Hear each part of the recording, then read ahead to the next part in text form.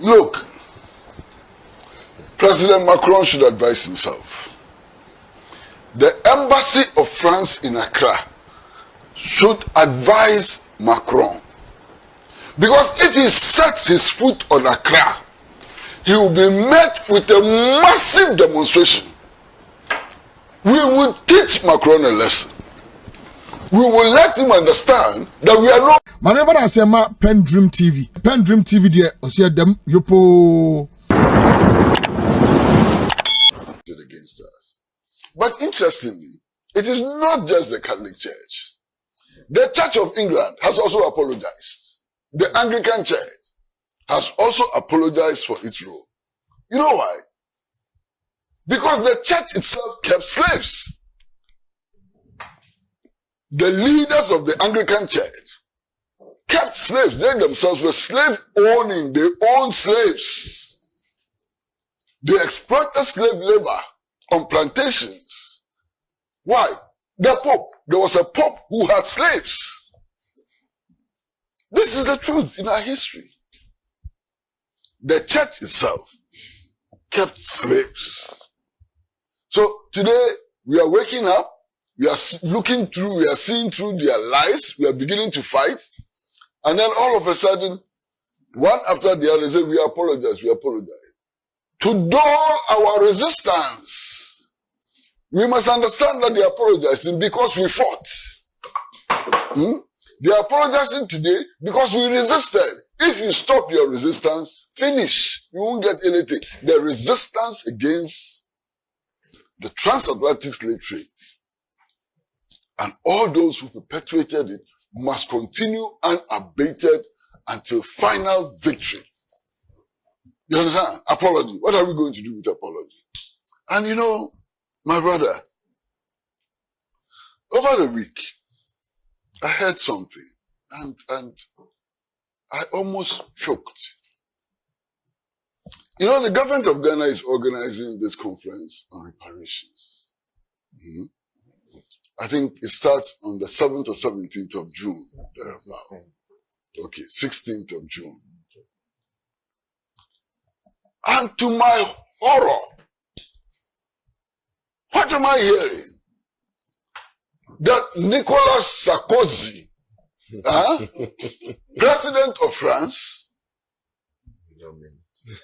is offering to come and give the keynote address. What? Are we going to allow that? That the President of France, who abstained from the voting on the resolution in the UN, only this year, March 26, France abstained. The President of France is coming to Ghana to give the keynote address at a conference on reparation. What is wrong with us? Are we going to agree that Macron should come to Ghana to give the keynote address? What kind of a people are we? So we have no shame. We don't feel any pain. We lie down. They walk on us anyhow. Macron keynote address at a conference of reparations. Well, look, President Macron should advise himself. The embassy of France in Accra should advise Macron. Because if he sets his foot on Accra, he will be met with a massive demonstration. We will teach Macron a lesson. We will let him understand that we are no fools. And that he cannot go to the UN General Assembly, abstain from the vote, come up with all kinds of cock and bull stories about how the resolution was establishing a hierarchy of law and so on, and therefore France could not vote for it and so on, and turn round and come back to Accra to deliver the keynote address. It will not happen. Look, what happened to Macron on his visit to Kenya will be a child's play. He should take that assurance. It will be a child's play. At least I'm sure of one thing. If nobody will pick up a placard, I will pick up a placard and go to the Accra International Airport and go to the conference center. Wherever Macron goes, he'll be followed with placards. What is this? Macron is coming here. Incredible. You understand? So as we're coming to Accra,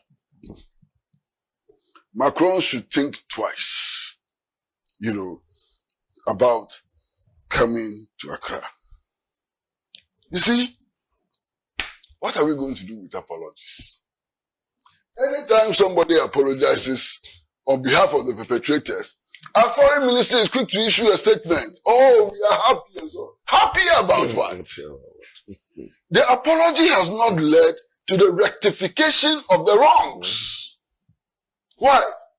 Tomorrow, the King of England will come and say, we apologize, and still be riding the golden chariot that they stole from Cape Coast. What is the meaning of that apology? That ceremonial golden chariot, gold chariot, it's not golden, it's gold chariot. All the gold used in building that chariot was stolen from Cape Coast. If the King of England wants to apologize for what they have done, he should return that chariot to Cape Coast. You understand? Why? Today they are rich and we are poor. Why are they rich and we are poor? Because of the transatlantic slave trade, and the fact that, as a matter of fact, the slave trade has not ended. It is continuing today under a different guise, and I'll show you the guise under which it is operating today. So, apology sounds nice, but the slave trade must stop now. It is continuing. Look at Ghana. Look at all of the African countries. If you take Ghana, all our railway line starts from the places where we produce diamond, gold, bauxite, timber, and so on. Areas of the concentration of wealth. And they all end up in the ports. This is a continuation of the slave trade. This extractive economy, this relationship which is based on the extraction of our wealth to Europe and so on, is a continuation of the transatlantic slave trade. It hasn't changed. You understand? Today, look at our educational system. Our educational system was fashioned to justify this inhuman treatment of the African. Our educational system was fashioned to justify our exploitation and so on. We need to change that educational system. And it's going to cost a hell lot of money to build new curricula for education in Africa and the Caribbean and so on. Who must pay for it? They must pay for it. They are responsible for the current situation and they have to pay for it. We have a right to demand that they pay for it. Indeed, we need to begin to understand reparation as a movement to reset the world. Because the world as it's presently constructed is to our disadvantage. And we need to build a new world based on justice, based on principles of equality and so on. Take the United Nations.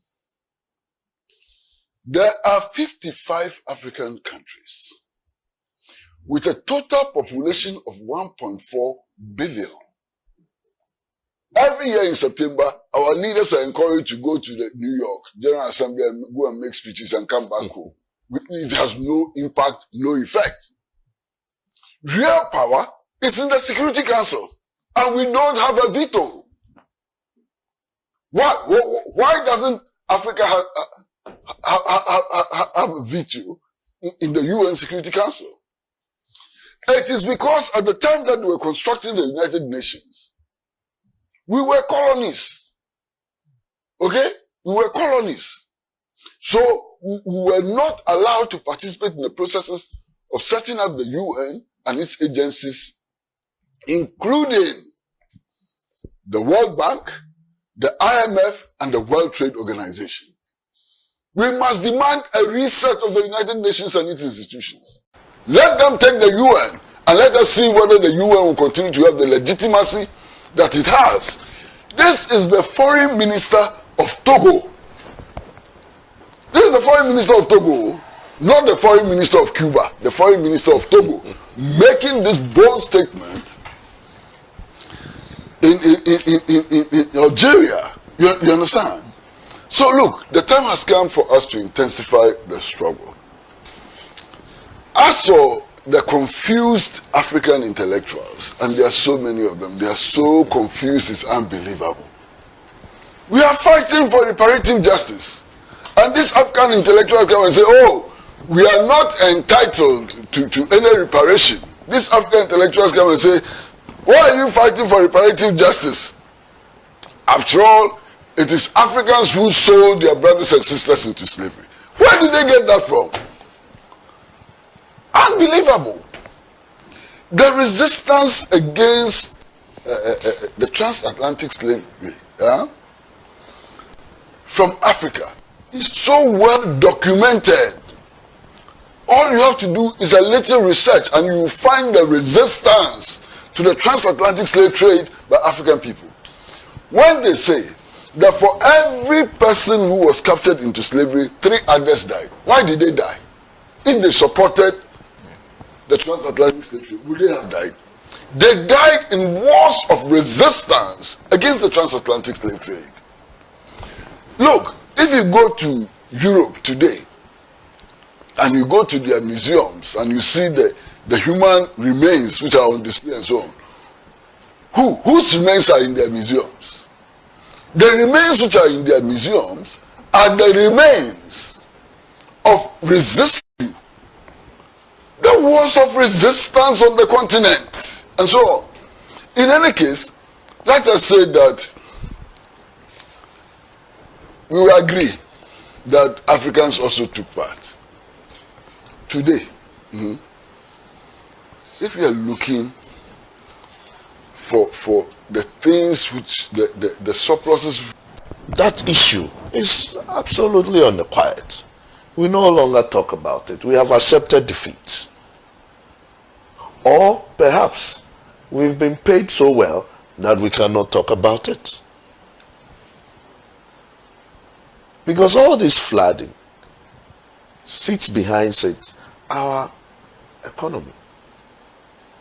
What we are doing in terms of housing, we failed completely as a nation. We have failed completely when it comes to housing. Like I said before, it is always development taking the lead before the planners and the engineers comes in to plan around what has already been developed. I think it's about time that we take the lead with engineering and proper planning before some of these developments are taken on. And we must be bold. I can't blame people who would go and sell water. They fill a river and then sell it. You can't blame them that much. You, the one buying, what checks do you do?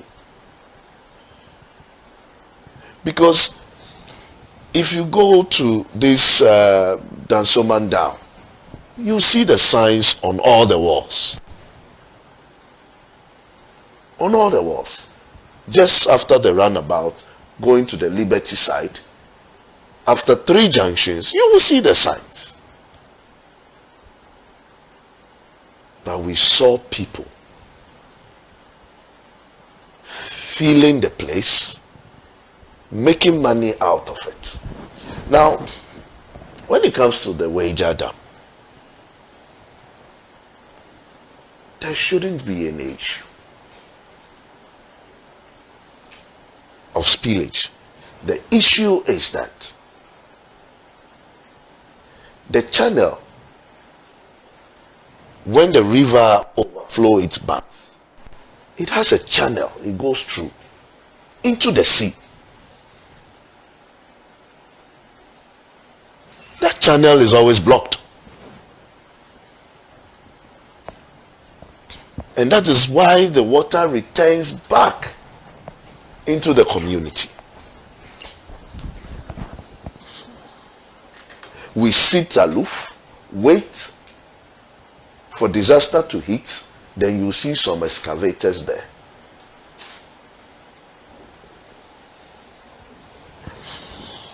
Look, where the is it the N1, the overhead that comes back to Odoko, under that bridge, it is a wetland that is supposed to receive some of these overflow, the overflown water from the dam. Don't you see buildings there now? There are buildings all over. And so where do you want the water to go? We must respect this. We must respect the structure of how the ecology is. We cannot disturb the system and assume that everything will be all right. When in fact, in terms of engineering, we have also failed on that front. I once heard that there is a mob coming up there, and I was like, how?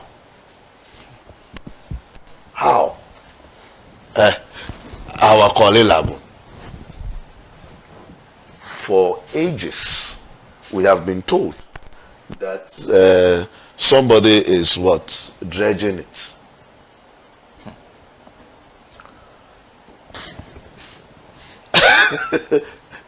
And now we have created an island in the middle of the Korle Lagoon. And somebody is taking money in this country for dredging it. And we are happy paying the money for the dredging of the Korle Lagoon. When we were kids, on our way to school, we will go and put traps down to catch crabs. Now, all those places have been turned into a sorting dump area where refuse are dumped and it is sorted there. And the refuse have piled up that in a sense that it has blocked almost half of the lagoon. And then we claim we are dredging it. So it should not be so surprising to us when some of these flooding comes up, because it is expected. We should expect it after the things we do. I have not lived in Takrady, but when it rains heavily, some portions of Takrady floods. But you would realize that it rescinds quickly, because the damage is not so much like what we have here in Accra. Almost everywhere we have a wetland, the wetland has been turned into an estate of some sort. So what should we expect? The floods, the rains will come, whether we like it or not. It is up to us to do the right things. Look, I don't mind if you want to build at such places, but put around it proper engineering to ensure that you will give the water its way to flow. But when you block it, when you take over the wetland and make no provision for water to flow to wherever its direction is, then it means that you are fighting it and you cannot win that battle. You can't. And I will advise people, I know the difficulty we have in this nation regarding housing. I know. But your lives matter. Look at the properties that will go waste. I mean, and I'm hearing of a casualty of some sort, that somebody has lost his life. It is needless.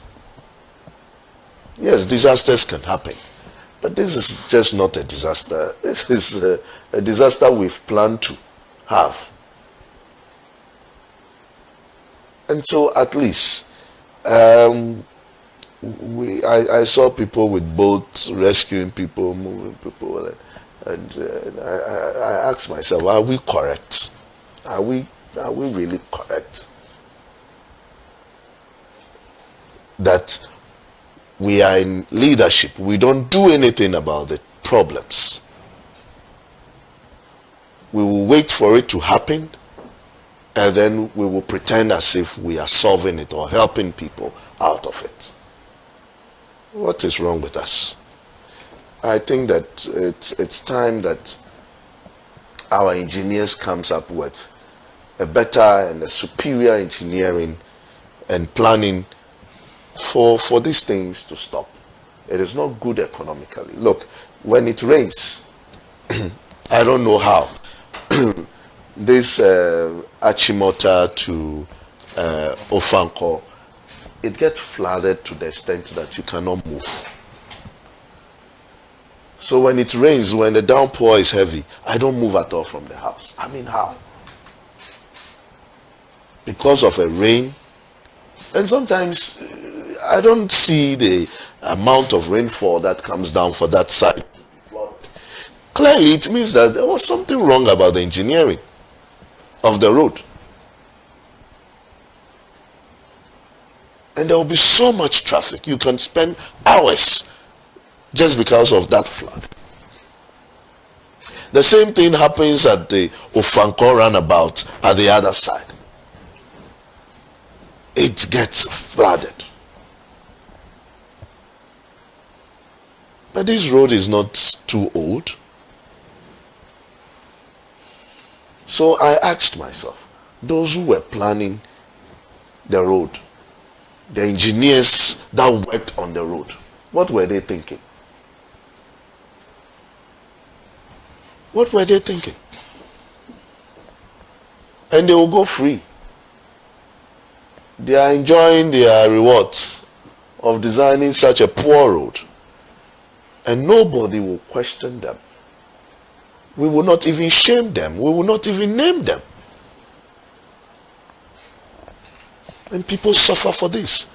And you see cars broken down throughout. And it happens on most of these roads that are newly constructed. So, are we developing in that front? Or we are moving backwards? And I think what is happening means that we are really not thinking about solutions. We are not really doing what we need to do to get out of this situation. Thank you. Thank you very much. If you just join us, we are discussing the floods in Accra. Me says it's this planned disaster. So we plan the disaster and we see the results. This is from Dr. Kovase Befia, who says, Senator, armchair engineers our universities are producing and the reasons flooding has been with us since independence. In other jurisdictions, engineering good drainage system solves flooding problems. Big cities over the world are paved with a few areas designated as natural parks. Here there's little flooding when there's a deluge. Are you aware the Kole River was a recreational resort, the regatta, organized back in the day? The Netherlands lives on water, so why can we not do it right? Mr. Dakwa. Yes, I am a professional planner. And yes, and when these issues come up, I mean, we should be put on the block for serious discussions. I mean, if need be, a reprimand. But the thing about flooding is that it is one of the disasters that exposes the society, because when it gets flooded, when there's flooding, it goes to places where we have neglected or where we have not paid attention to, or all the things that we have done incrementally over years. The results is what we reap through flooding. So basically what I would like to do is that I would like to say that the flooding issue are threefold. You can have the technical, the governance, and then the social issues. And I would like to start by saying that there are actually communities in Accra that barely flats. And I'm going to name some of them. So if you take Adenta housing area, you take Sakumono, Southla Estate, Nyaniba, Petroleum, Achimota, Tantra Hill, Tesano area, some parts of Tesano there. And then the planned sections of Dansoman, and then the Snakes Dansoman. Those places barely flat. Those are, and if you know the history of these communities as a planner, those are planned communities. They didn't just get up and everybody start building. And almighty Tema. How many people live in Tema and come and tell you that their houses are flooded? So it takes deliberate planning to avoid flooding. And for me, I will put housing at the center. Because, and when I say housing, I'm talking about residential, commercial, and industrial. Because when you are building for people to live, you have to build for people to work. So housing affects your sanitation. Because if you have well-planned communities with adequate spaces and those things, then you can now manage your sanitation and waste. Then when you have well-planned communities, you can have proper circulation, that's transportation and other things. Well-planned communities also takes into consideration where people work and it brings about employment. So most of the things that we list as causing flooding are effects of a root problem. So when they ask us to do root cause analysis, what are the root of the problem, the stem of the problem, and the branches? What we see, the plastic, the waste, the choke gutters, and all those things, and even sometimes the engineering that we are speaking about, are rooted in the fact that we haven't planned proper housing for people to live in and for people to work. And the thing about housing too is this. You know, when you take the environment, the space, some things are self-organizing, but space is not self-organizing. Somebody must sit down and say, this one should go here, this one should go here, this place is off limit. If you go to some societies, I mean, I'll take America. America actually, if you look at their spatial planning law, they actually practice communism with their spatial planning. Like, it's so difficult to change anything in American cities. If you want a permit to do something, it's not easy. They even, where common sense should say that, oh, we should build apartments here, the whole community has to come together to vote to approve that planning, because they know that the society is different from the space within which the society lives. And if you allow the society to drive what happens in the state without regulation, you end up with what we are having in Ghana, in Accra. And one thing that I'll just jump straight to the solutions. One solution that we should think about is that the state must take a fundamental lead role in providing housing. We cannot leave individuals to fend for themselves, because the chaos we have is that you go and buy a land, the land you pay for it multiple times, you build, wherever you build nobody cares, and all this time no planner has been invited into the conversation. So whether you are building in a waterway, on a seismic place where you'll be affected by earthquake, you don't know. But because the communities that I mentioned, those were all planned and put together.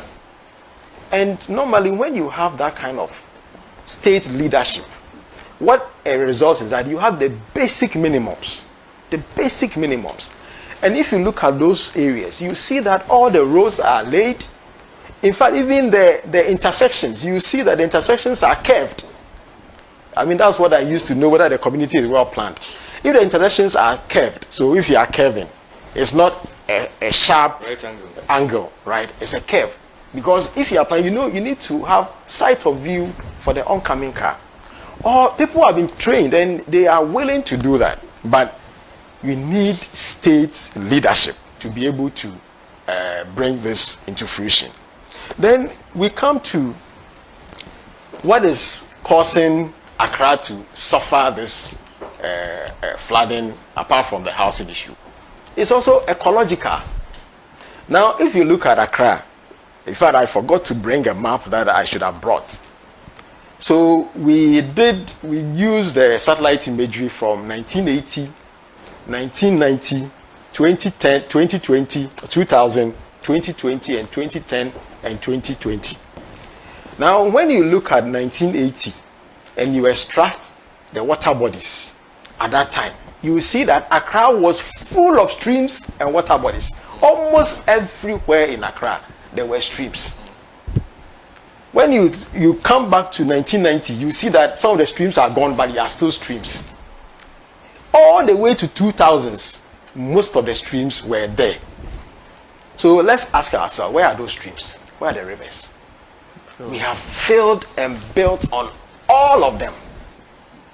Now look at the marshlands and the swampy areas that we used to know, that we didn't even want to pass through there. If at least you lived in Accra, I lived in Accra from the 1990s. There are some places in Dansoma you didn't go there. But now people are living there, there are shops there. So what have we done to those places? And those are nature sponges that drains the water when there's excess runoff.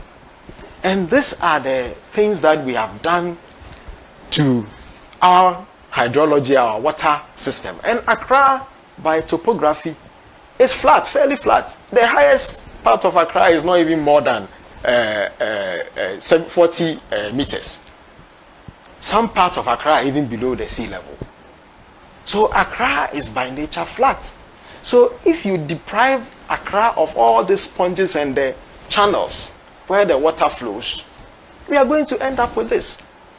And to compound the problem, we have also now gone ahead and all the buffers that were protecting us from rapid runoff, we have gone to build there. All the hills, some of the hills, we have even completely taken off the hill, leveled the hill, and built on it. Then Ebri, that's where our elite live now. The scarp there. If you go there, you can see the mansions on the scarp. What we have done is that we have cleared all the topsoil and we are left with hard rocks. So when it rains, the water rushes. So it doesn't even matter the volume of water. The velocity alone will inundate Accra. So we have filled the receptacles and we have exposed where it used to percolate down. And then also, because we have built everywhere, there's nowhere for the water to go down. We have cemented, we have tiled, and we have paved everywhere. So there is no space for the water to go. So hydrologically, we have killed Accra. And when you kill the nature will fight back. And this is what it is doing to us.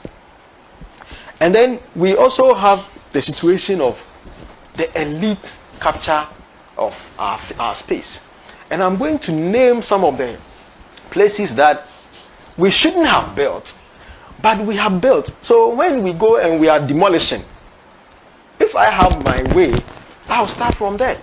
Because I have this concept that to have effective enforcement, you need to start with the rich and the powerful. Because as for the poor person, you can easily go and break his house and there will be no consequence. But to show that you are effectively addressing the issue, start with the people who are powerful. Let's start with the Villaggio. That place is a wetland. That place is where the water. So if Tetekwashi is flooding, it's because of Villaggio. It's because of the other side where they are building everywhere. So we need to confront those issues. Then you go to Trasaco. All that side. In fact, there was even a dam there. I remember I used to do some mapping work. You see that there's a circle of dam where cattle used to go and drink water, and they used to water crops there. Go there right now. That dam has been filled and built over. Who lives there? Who is staying there? Who is buying properties there? You know, and then we also allowed the place where if there is a overflow at the western part of Accra, that is they hit back at him, you know. So if therefore the conference that he himself was organizing, this was how he was treated, I can't imagine that he would want to come here. Well, he wants to. Well, he has the authority. He'll be sorry over our leaders, and us, well, senior president. oh yeah, we the people must take the lead to resist. Oh yeah. Well, a few comments before we continue. This is from Dr. Kovasegwifia. Senator, the Pope's apology doesn't assuage the killing of our people. It doesn't assuage the killing of millions of Hero and the pygmies, Herero and pygmies of the Congo Basin.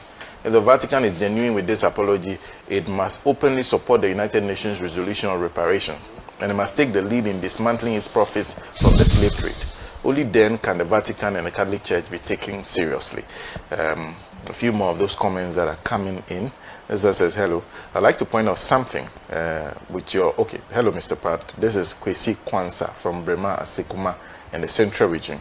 And he is saying, I see you view history through a relatively leftist point of view, which is not wrong, but it's highly biased and prone to untrue extrapolations. Slavery was evil, concrete points. In your I think you made a point of 40 million casualties during the transatlantic slave trade during the wars of resistance. The second T in the above acronym says trade, and multiple African kingdoms against the slave race, exactly what you're talking about, profited massively. They get a silence from you that I believe is very disingenuous. This is not intellectual. You're simply arguing from a Marxist lens. The fact that the process from slavery are seen in the West is an indictment on us Africans, not on them. Kill the excuses and let us build stronger African countries. My brother, is this not just what I have described? I'm sure he considers himself intellectual. Find out about the name slave beats, and he would understand that there was nothing like a trade. Yeah, he accepts that it was a trade. Yeah. My poor goodness for him. You should research better. Is he a he or a him? He's a he. Poor him. This next says, Senator, please tell Comrade Pratt that Macron's coming. There's nothing wrong because it is all about the interest. One thing I have learned from them, as South Africa is exhibiting it, is that they only care about what they say and do. They like shifting the blame on the victims. Comrade Pratt should be like Osajifo to warn us and expose those of our own who embrace and tolerate the colonialists. This one also says, Comrade Pratt, such Africans are only illiterate but not educated. There's this one, some more. Senator, good morning. The height of their savagery, branding fellow human beings with red-hot irons. Uncle Sam sent us from Spintex Road. There's Roland who said the apology from the Catholic Church is full of hypocrisy. According to data, the Catholic Church will be growing in Africa in the next decade than any other part of the world. And of course, this is Kofi. Michael from Ablekuma says, good morning. What is Pope Leo saying? Apologize. Will he bring lost lives and lost properties? Can he clean the scars? The master puts his name and marks on slaves and their babies. Lost families, only to say sorry. Thank you very much for those comments you're sending to us. Well, so that's on the very first discussion, which is a very important discussion. In fact, we have been discussing this and we'll continue to discuss that until we get to a certain point where we know the world has accepted that this was a crime. And secondly, reparations must be paid. Well, let's move on to a problem that's pressing. That has become a feature of the rainy season, not only in the capital, but in many other cities and towns across Ghana. Places that did not used to flood are now flooding. Question is, what's the problem?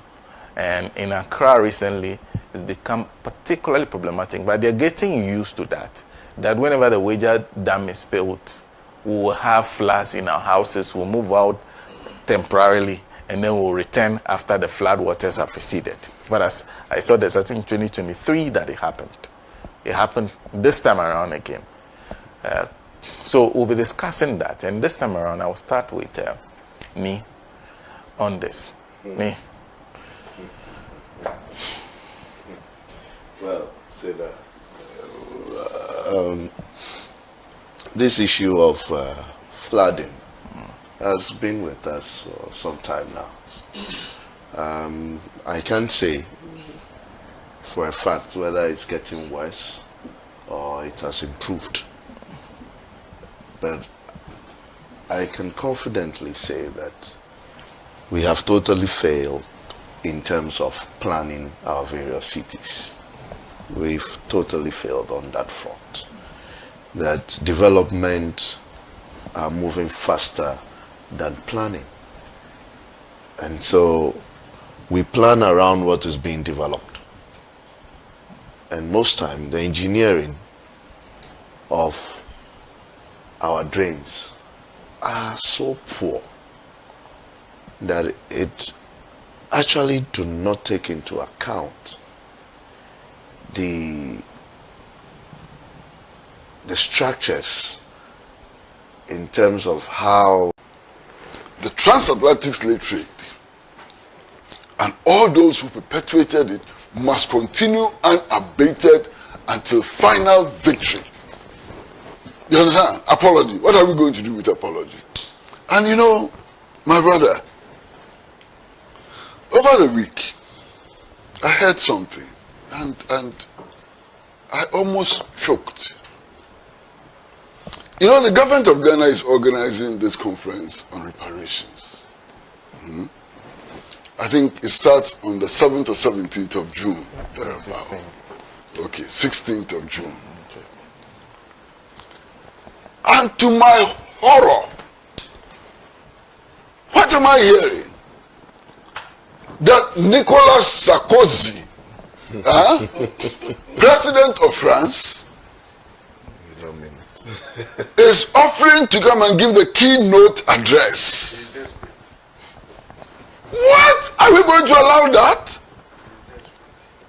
That the President of France, who abstained from the voting on the resolution in the UN, only this year, March 26, France abstained. The President of France is coming to Ghana to give the keynote address at a conference on reparation. What is wrong with us?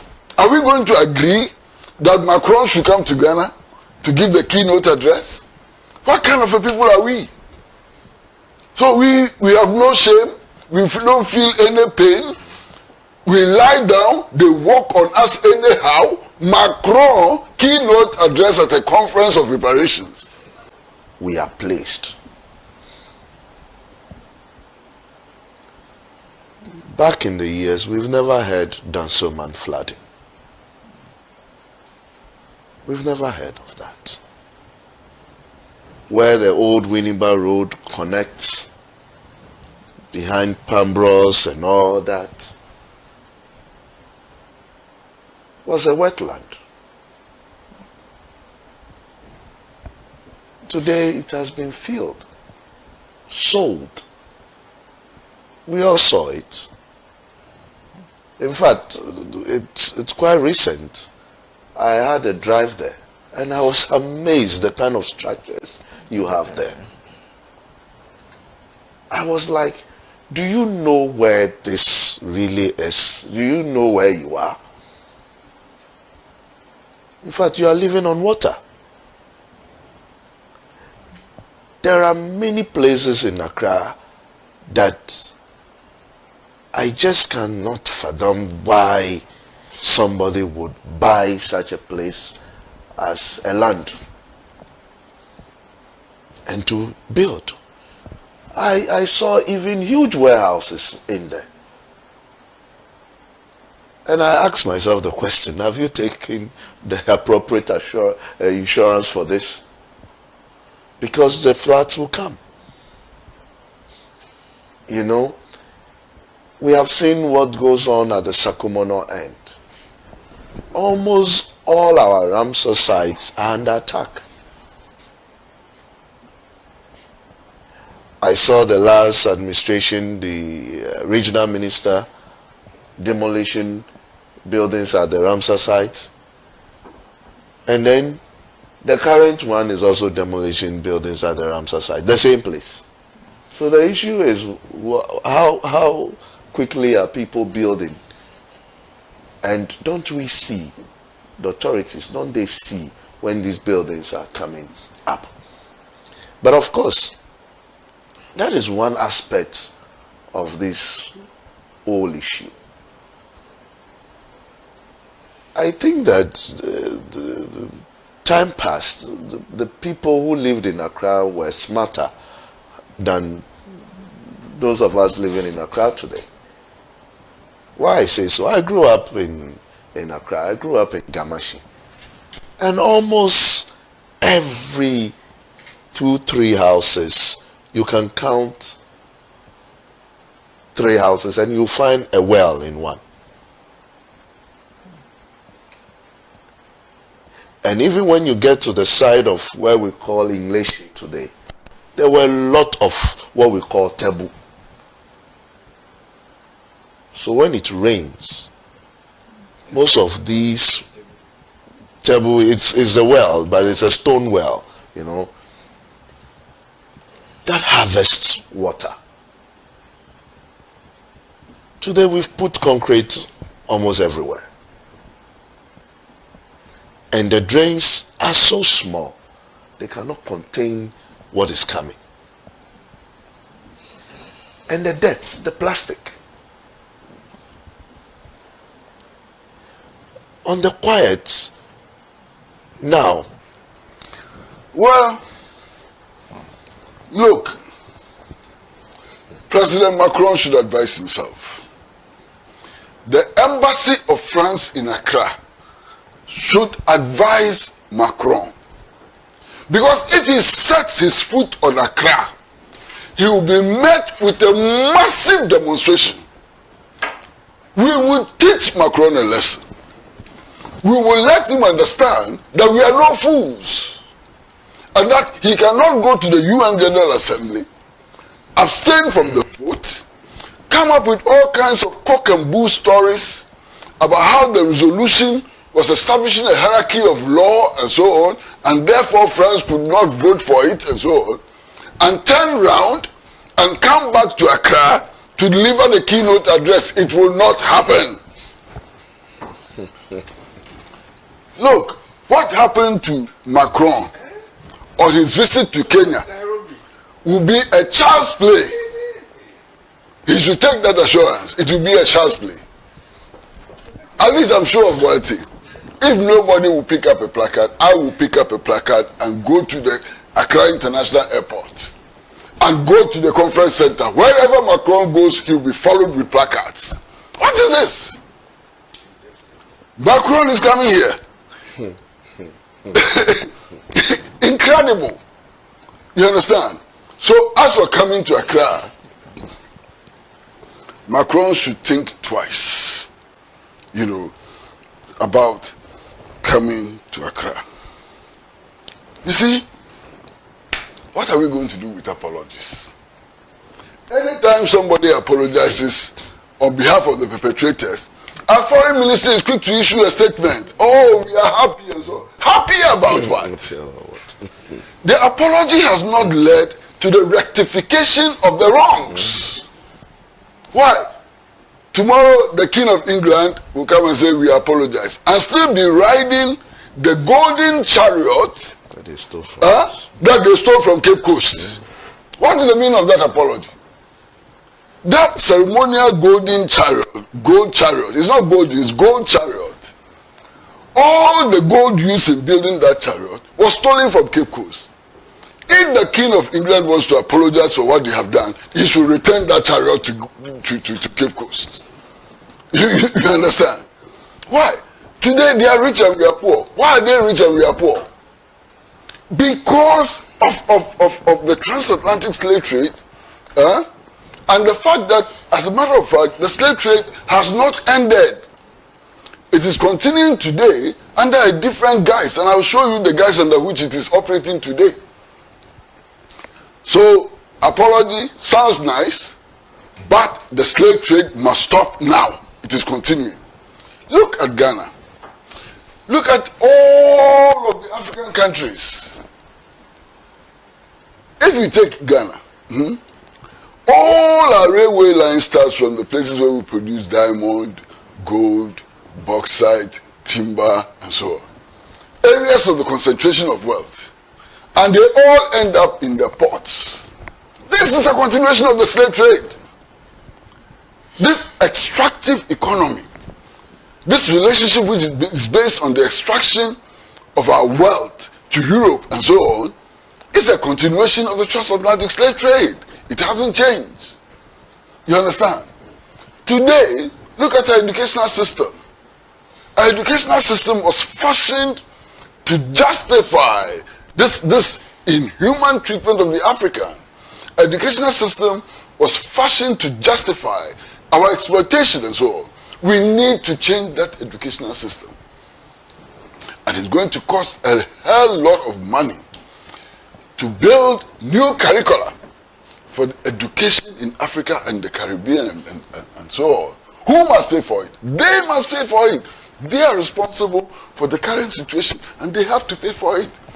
We have a right to demand that they pay for it. Indeed, we need to begin to understand reparation as a movement to reset the world. Because the world as it's presently constructed is to our disadvantage. And we need to build a new world based on justice, based on principles of equality and so on. Take the United Nations. There are 55 African countries with a total population of 1.4 billion. Every year in September, our leaders are encouraged to go to the New York General Assembly and go and make speeches and come back home. It has no impact, no effect. Real power is in the Security Council, and we don't have a veto. Why doesn't Africa have a veto in the UN Security Council? It is because at the time that we were constructing the United Nations, we were colonies. Okay? We were colonies. So we were not allowed to participate in the processes of setting up the UN and its agencies, including the World Bank, the IMF, and the World Trade Organization. We must demand a reset of the United Nations and its institutions. Indeed, I was in Algeria with the foreign minister of Togo, and he made a brilliant speech. The foreign minister of Togo made a brilliant speech.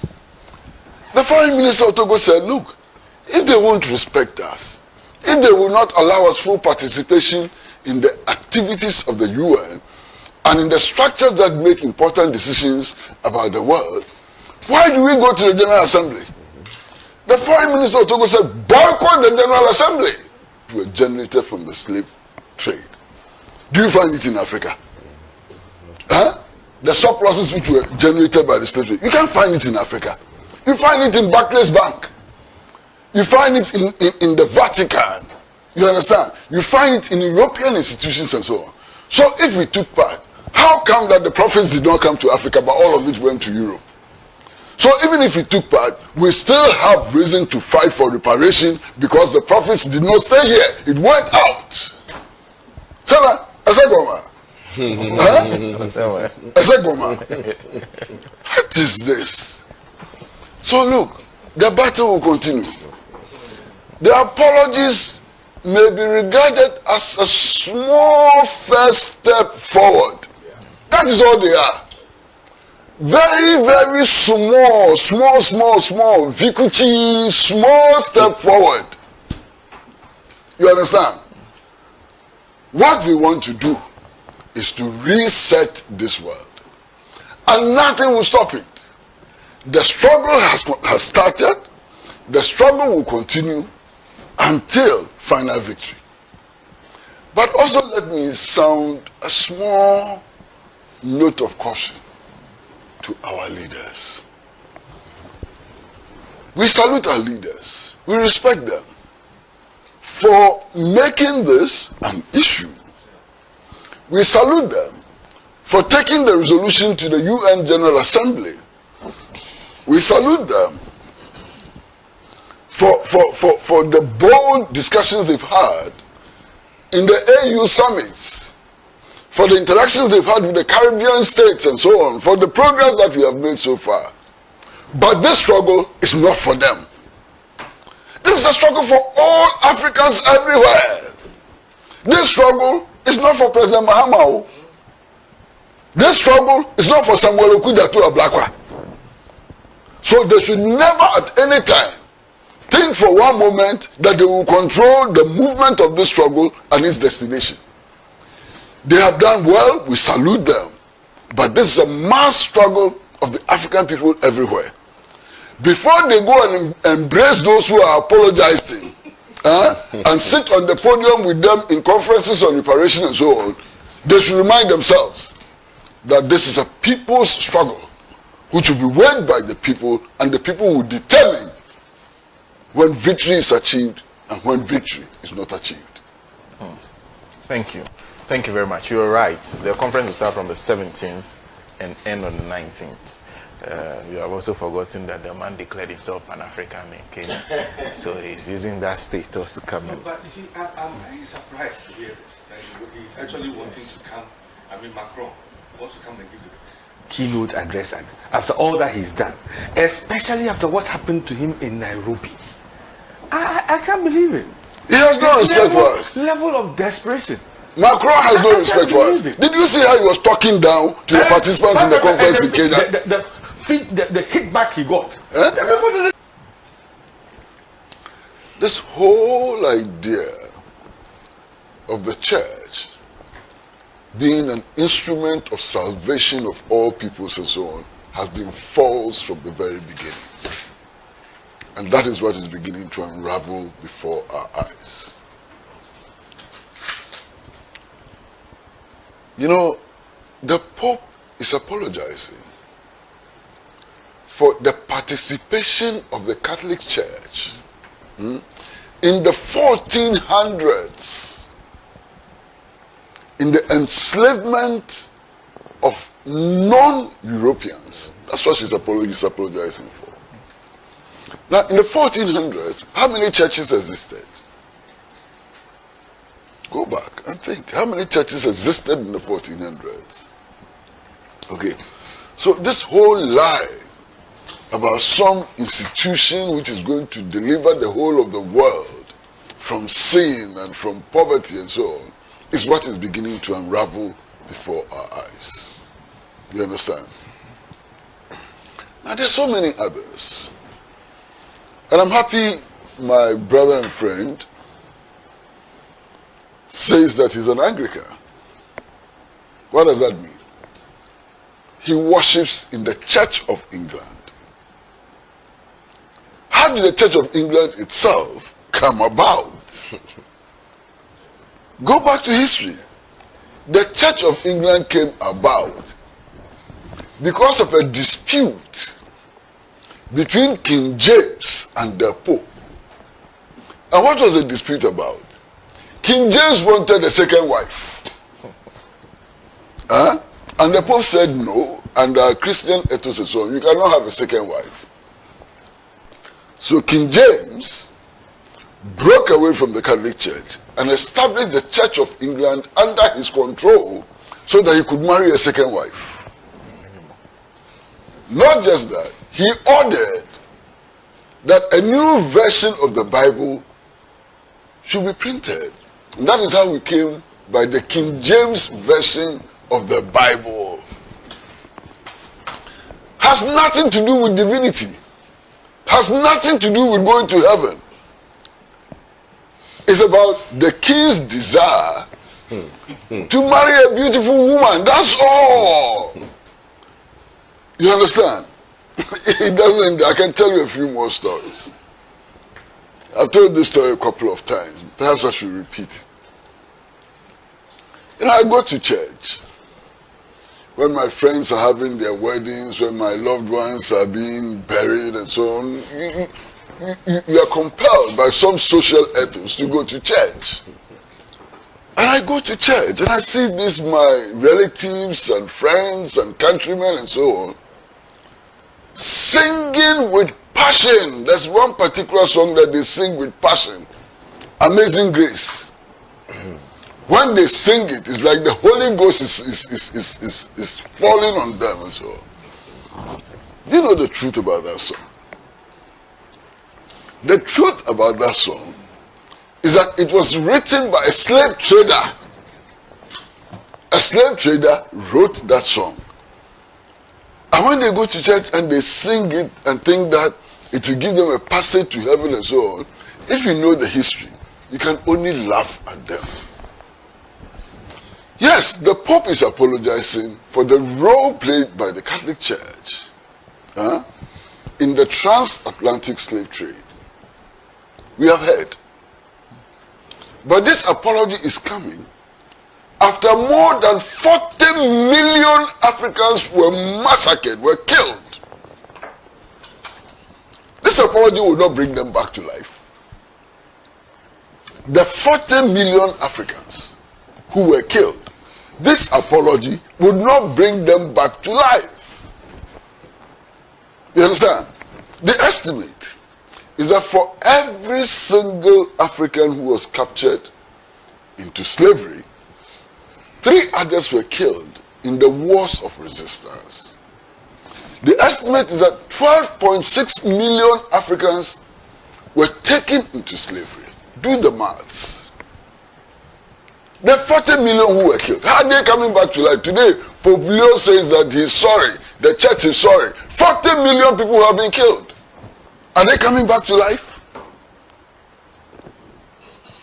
Master, are they coming back to life? Today, the Pope says that, oh, we are sorry for what we did. Okay? The Catholic Church is still one of the richest institutions on earth.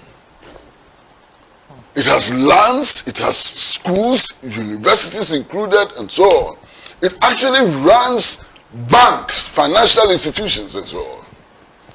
All derived from the profits that the church accumulated as a result of its participation in the slave trade.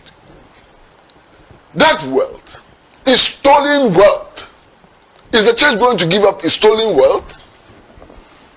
Today, look at the poverty in Africa, the lack of development and so on, and all of this wealth.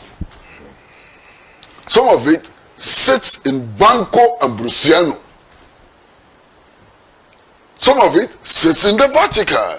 When will the stolen wealth be returned to the African people? The apology does not return the stolen wealth. So he has apologized, all right, we have heard. But the stolen wealth, when is it coming back to Africa? Look. And it say, oh, we are sorry. Sorry for what? We should get into it. At that time, in 1452, the Catholic Church actually made laws through an instrument which was then known as the papal bulls. So in 1452, the Pope issued a papal bull authorizing King Alfonso of Portugal to come into our part of the world to civilize us. This is very important, to civilize us. Do you know the impact of that? The meaning of that? You can only capture others and use them as donkeys, and use them as beasts of burden and so on, if you have a sense of superiority. Indeed, if you think that all human beings are equal, you cannot capture some and use them as your property, as beasts of burden and so on. So the popes the law which was signed by the Pope, which authorized the civilization of the African, implied that the African was not civilized and therefore was inferior to the whites, to the Europeans. This is the damage the Catholic Church did. This is the damage the Pope did. It provided the moral and legal justification for the transatlantic slave trade. You understand? And this is horrifying. Apart from the fact that the church itself took part in this heinous crime against humanity and so on. The church is the institution which provided the legal and moral justification for the transatlantic slave trade. You see, it's amazing. I mean, just if you know history, a lot of the things that you see around that we worship and so on, you would throw them away. You understand? You would throw them away. But today, the Catholic Church says it is sorry. It is apologizing. It doesn't take us anywhere. It doesn't right the wrongs that they committed against us. But interestingly, it is not just the Catholic Church. The Church of England has also apologized. The Anglican Church has also apologized for its role. You know why? Because the church itself kept slaves. The leaders of the Anglican Church kept slaves. They themselves were slave owning. They owned slaves. They exploited slave labor on plantations. Why? The Pope. There was a Pope who had slaves. This is the truth in our history. The church itself kept slaves.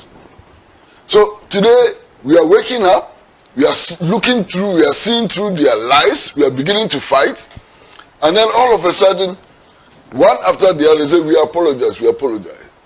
To dull our resistance, we must understand that they are apologizing because we fought. They are apologizing today because we resisted. If you stop your resistance, finish. You won't get anything. The resistance against, and that he cannot go to the UN General Assembly, abstain from the vote, come up with all kinds of cock and bull stories about how the resolution was establishing a hierarchy of law and so on, and therefore France could not vote for it and so on, and turn round and come back to Accra to deliver the keynote address. It will not happen. Look, what happened to Macron on his visit to Kenya will be a child's play. He should take that assurance. It will be a child's play. At least I'm sure of one thing. If nobody will pick up a placard, I will pick up a placard and go to the Accra International Airport and go to the conference center. Wherever Macron goes, he will be followed with placards. What is this? Macron is coming here. Incredible. You understand? So as we're coming to Accra, Macron should think twice.